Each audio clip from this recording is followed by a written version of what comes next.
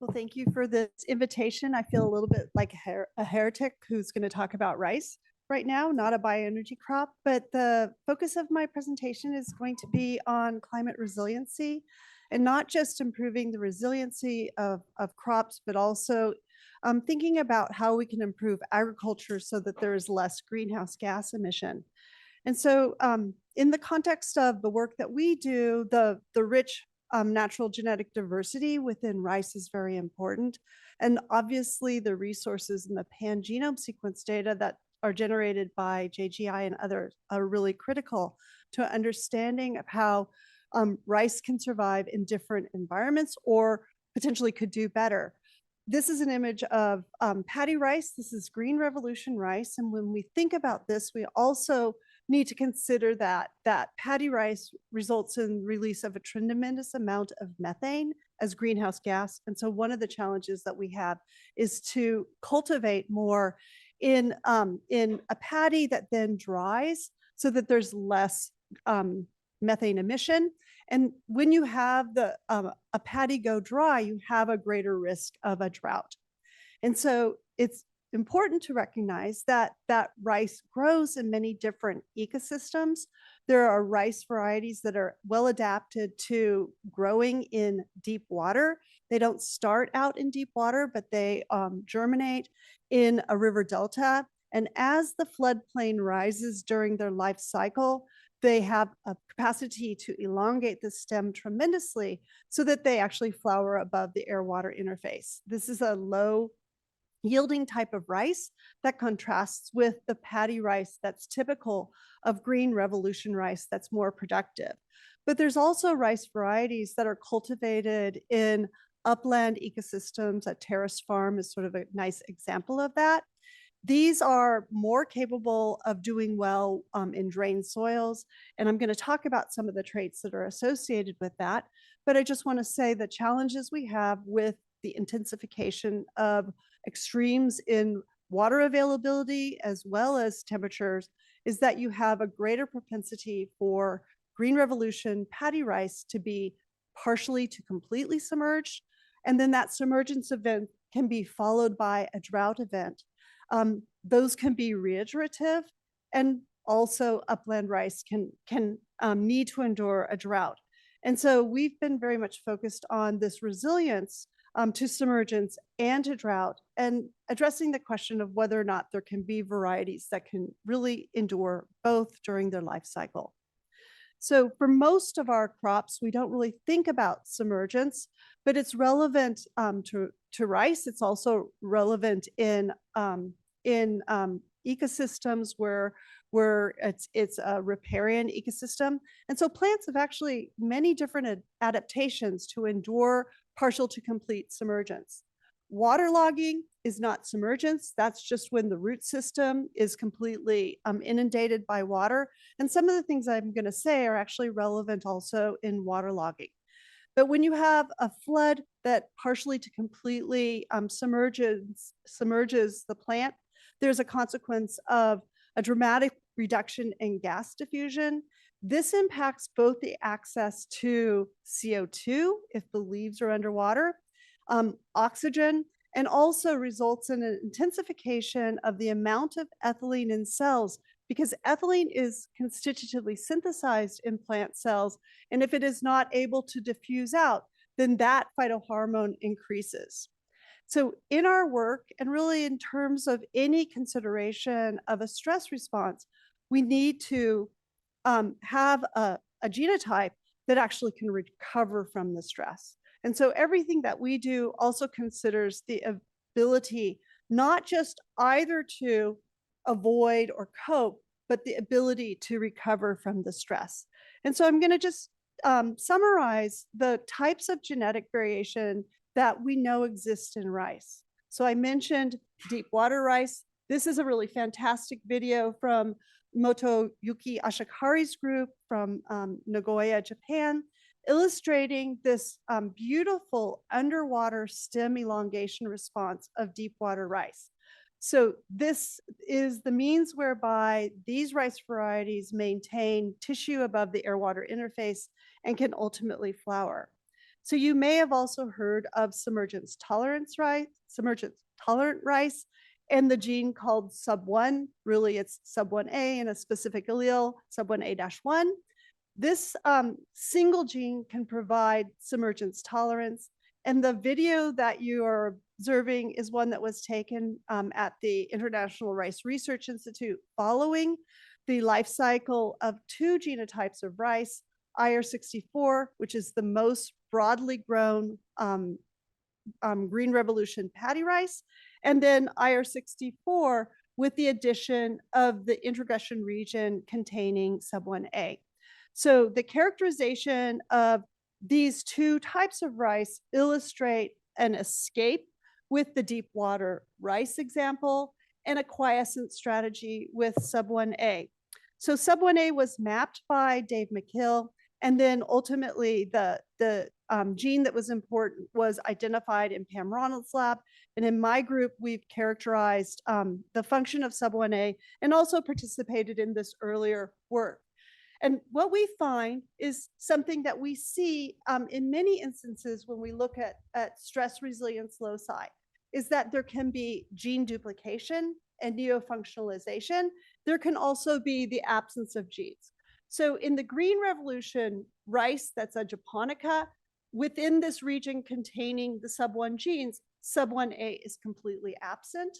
In indica varieties, which are submergence intolerant, there are three genes, sub1A, sub1B, and sub1C, and it's an allele of sub1A that's upregulated at a very modest level in response to submergence. But the tolerance is provided by this allele sub1A-1, which is highly upregulated by submergence. Sub1B and sub1C are really, in particular, sub1C is probably the founder gene, but these are related genes, and they're all members of the ethylene responsive transcription factor family of plants.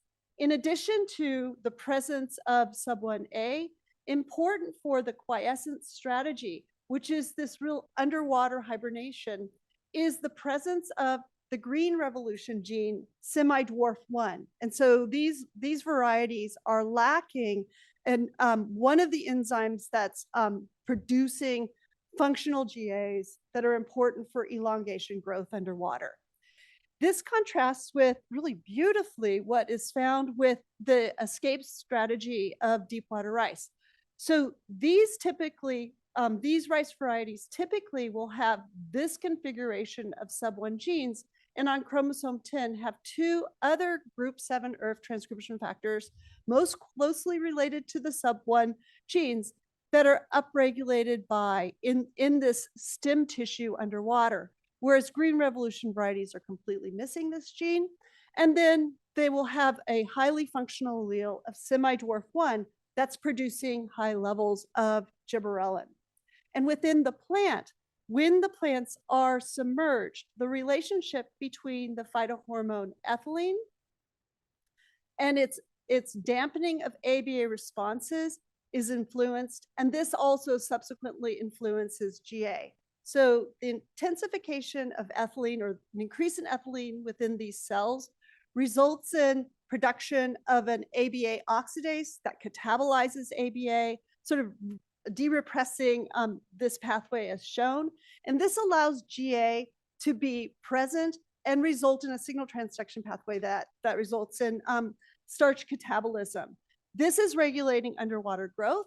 And in the case of sub1A, amongst other things that it does, ethylene upregulates this gene, and at the protein level, sub1A increases the level of two transcription factors that dampen GA response, promoting this really restriction of underwater growth that we see in that genotype.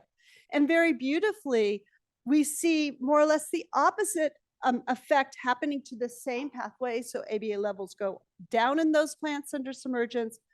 The snorkel genes are upregulated by ethylene. And in addition to that, this very highly functional allele of SD1 promotes the production of high levels of GA1 and GA4.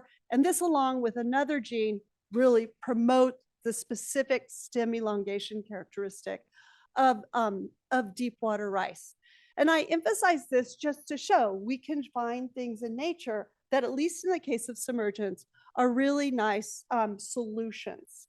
So with the knowledge of sub1 and understanding that it's these group 7 transcription factors, we merged together work that we had been doing on hypoxia responses in species like Arabidopsis and maize, and ran into the understanding that these transcription factors in a particular subclass of ERF7 happen to be proteins that are oxidized in the presence of oxygen.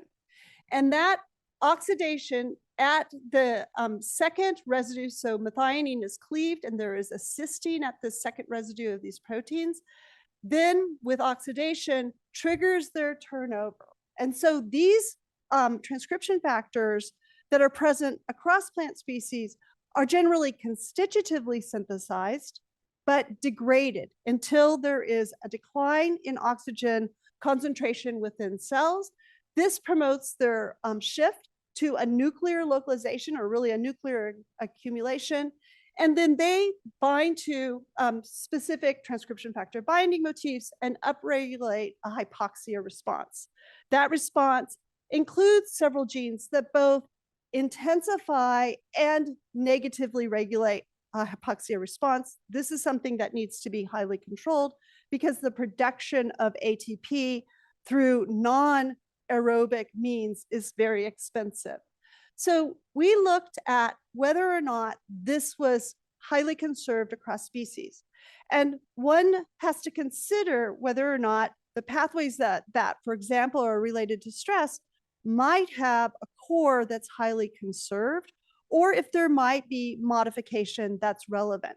And so working with Siobhan Brady, Nilima Sinha, UC Davis, and Roger Deal, we looked across species comparing rice medicago, Solanum lysopersicum, and the wild Solanum pinelii to evaluate the very early submergence response genes and to identify really the transcriptional regulatory networks that could be deduced from a combination of ATAC-seq and a number of RNA readouts. And from this, we were able to pick up that the motif that's associated with ERF7 regulation is highly conserved. And if we compare, and I'm just showing the comparison between rice and Solanum pinelii, an upland wild species, what we see is that the use of this motif in targeting regulation of genes is much more magnified or amplified in rice compared to the upland species. And so this really just tells us that by comparing, by recognizing essentially key transcription factors and comparing orthologous genes across species, which phytosome tools really do assist people to do in other instances, we can recognize that there's a core response that evolution and environment have tweaked in an individual species. So to summarize this bit of my talk, I just want to say, in the case of flooding, there are survival mechanisms that exist in nature. In many instances, we find that selective breeding has really resulted in their absence in varieties that are grown under certain environments. But at the same time, key regulatory programs are broadly conserved. And so I'm just recognizing the very tremendous importance of the recognition of the sub1A gene in terms of providing farmers, not just in India and Southeast Asia, with submergence resilient rice, also more broadly. And just to say, I noticed that Pam Ronald is here on the wall with some rice plants, and she and Dave McHill and I worked on this together with our groups. Dave is really the one who I think is the hero, because he really started this project and took a long time to get to fruition. So shifting to newer work in the group, I want to talk about the importance of considering not just what's happening in aerial tissues, but also in the root. What we learned from our sub1 work is that sub1A provides an ability of the plant to really preserve particularly tiller meristems in the shoot. And we're very interested in what goes on in root systems under water extremes. And so to do this, we have been working with rice and considering plasticity in development in a number of different environments. Also, the plasticity in metabolic programs in specific cell types. And more recently, and I won't talk about this, the interactions with mycorrhizal fungi and really considering how the amount of soil moisture influences AMF and just really, appreciating their importance in terms of reducing potential use of phosphate fertilizer, as well as potentially aiding in terms of capture of water from more remote areas within the root system. So the question we have is whether or not root traits can be beneficial in wet and dry soils. And just to remind you, this is the pathway I mentioned for submergence. So our analyses really go from submergence all the way to dry soils. And so we can have submergence, and then we can have a recovery where we have a period of waterlogging to dry to very dry soils. We know in rice that there are genes that are important for the architecture being shallow versus deep. And we also know that there are traits such as the production of parenchyma, which I'm going to describe on the next slide, that are important for really transmission or exchange of gas from aerial to deep in the root system. So we are interested in really two key traits: this production of parenchyma, which is so this is the tip of the root, and you can see the cortical cell. And depending upon the condition and the genotype, you can have programmed cell death to result in these gas spaces that allow there to be exchange of gas between shoot and root. This provides enhanced aeration under flooded conditions, and these parenchyma, or this reduction really in biomass in the root, is valuable in order to have a less biomass intensive root in drier soils as they elongate. The second trait is the production of suberin, so a lipid polymer, within a subepidermal cell layer. And in rice, this is the cell layer called the endodermis. This production of this suberin provides a barrier both to the loss of oxygen in waterlogged root, but also to the loss of water as it's been taken up through the vasculature under drought conditions in deep roots. And so we'd like to know whether or not we can really leverage these two traits to have better tolerance in wet and dry soils. So the approach that we've been using to understand these traits is one that really predates single cell sequencing, but has also been extremely powerful. So it's two technologies. One is using Intact, developed by Roger Deal, to capture nuclei of specific cells. So Intact can be coupled with ATAC-C, which is a method that allows one to look at chromatin accessibility. And very often accessibility is associated with the binding of transcription factors in a given region within chromatin. This Intact ATAC has been coupled with TRAP, which is translating ribosome affinity purification, and RNA-seq. So TRAP is a method that was developed in my lab quite some time ago, almost 2 decades ago, because we knew under stress conditions, translation becomes more relevant. And so we developed this methodology to have an easy way to capture those RNAs associated with ribosomes and to do so in specific cells. And so the method was, both of these methods were developed first in Arabidopsis, and then we moved them to rice and other species. So by using this methodology in a very ambitious experiment that was performed by Germain Paluzzi and Mauricio Reynoso, we looked from plate to paddy to, in the greenhouse, waterlogging and recovery, water deficit and recovery, and submergence and recovery. So 9 different environments with 11 different cell populations assayed using the TRAP technology, as well as just less than that in terms of Intact ATAC. And so both of these methods allow us to capture cell populations. So for example, this is a promoter in rice called QHB that's expressed in the quiescent center and the protoxylem. And so when we use these technologies, we capture these cells. This is an example of a promoter that marks the exodermis where suberin forms here, and then also the endodermis, which also provides a barrier to the steel. So by assaying these different populations in these different environments, for example, the field, we could identify in which sub-cell populations of roots different processes were occurring.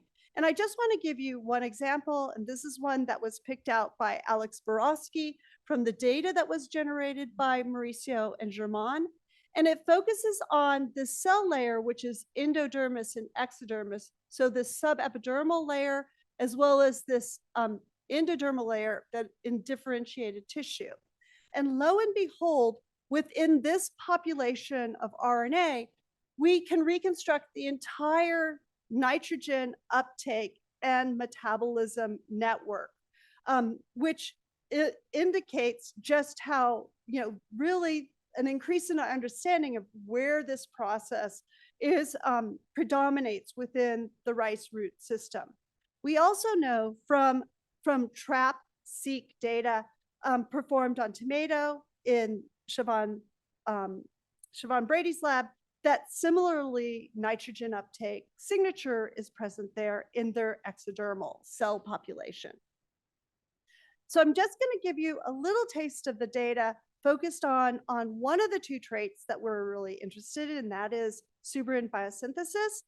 And just to say, in terms of the greenhouse very controlled experiments and the different water extremes that I mentioned, we looked at actively dividing cells and then these other cell populations to do a comparative analysis. Our data are in a spatial resource where you can, if you were to work on rice, look at specific genes to see what the pattern of expression is within these samples. If you're interested. So looking again at this endoexodermal cell layer, what we can see is a really fascinating contrast between gene activity associated with metal ion uptake and suberization within those cells.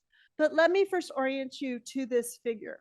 So this is a heat map where on this y-axis, these are 25 different groups of genes that show a similar regulation, similar pattern of regulation.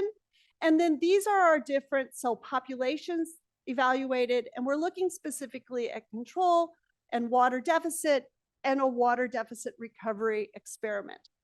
And on the right-hand side, we're looking at, based on chromatin accessibility, the transcription factor binding sites that are recognized taking advantage of the cis-BPOME and DAP-seq, really the DAP-seq data. And so what we can see in these data, for example, is a very clear signature in response to water deficit. So I'll just go over here where it's a little bit more obvious. So you can see control conditions, water deficit recovery. We're seeing this across all the populations. And not surprisingly, these are enriched in BZIP transcription factor binding sites. BZIP transcription factors are important in ABA responses. We also see, and what I'm focusing on here is that endoexodermal cell population in the three conditions. We see in this cluster high under control and recovery conditions and low underwater deficit.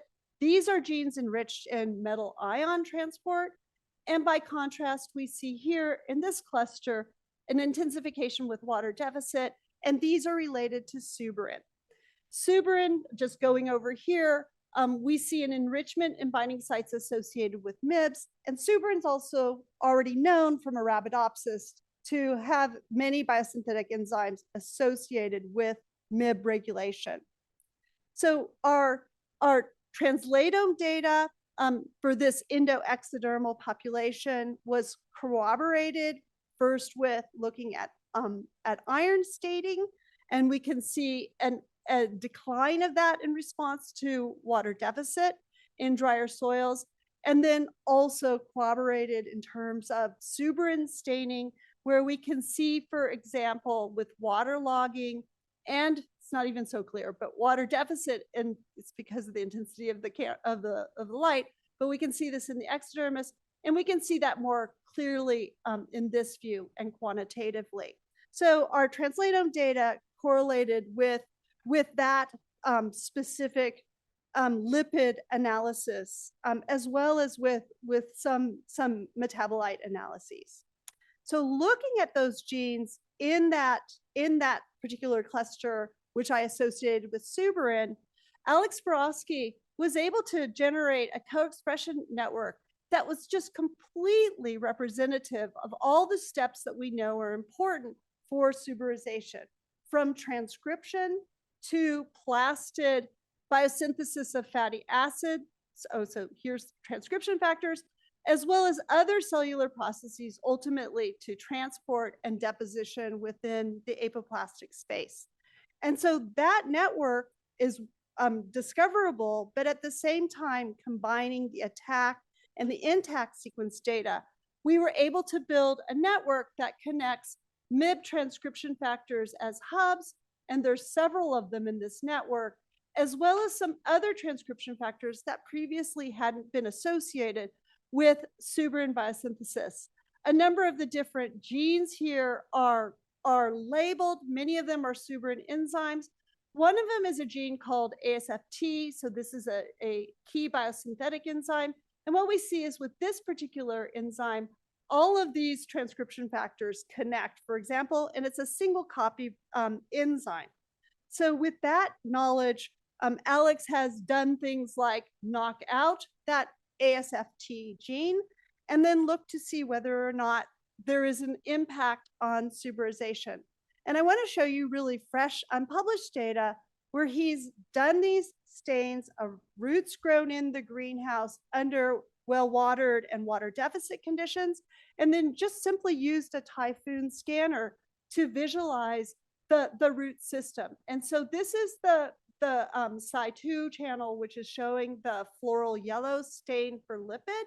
And you can see greater intensification in wild type versus the ASFT.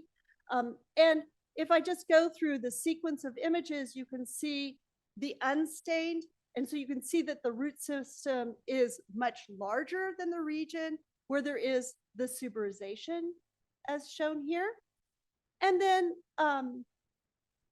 looking at well-watered, so I'm not showing you all the controls for this one.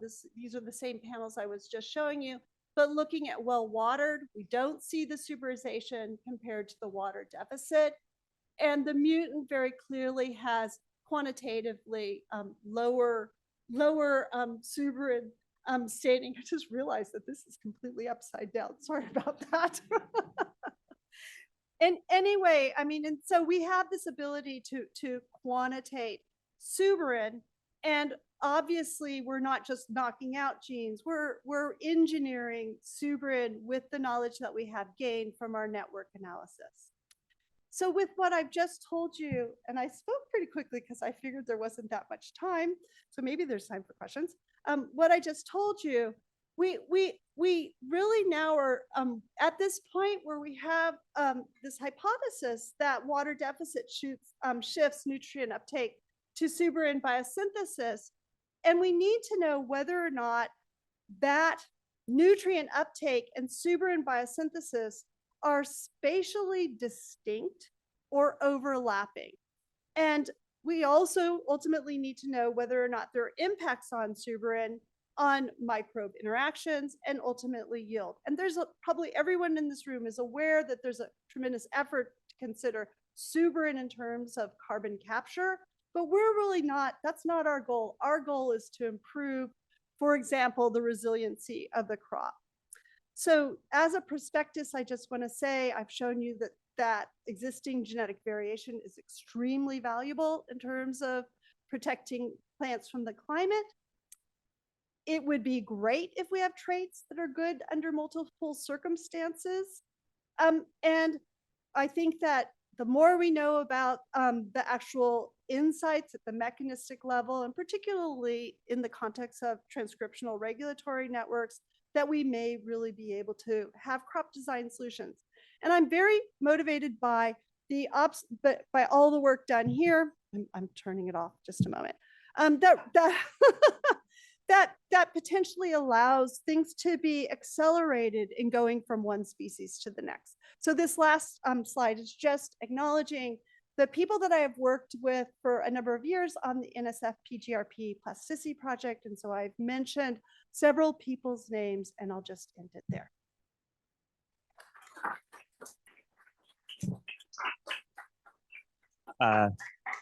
Thanks, Julia. Do we have time for, maybe let's do one question and then you can follow up with Julia at the break. Lee?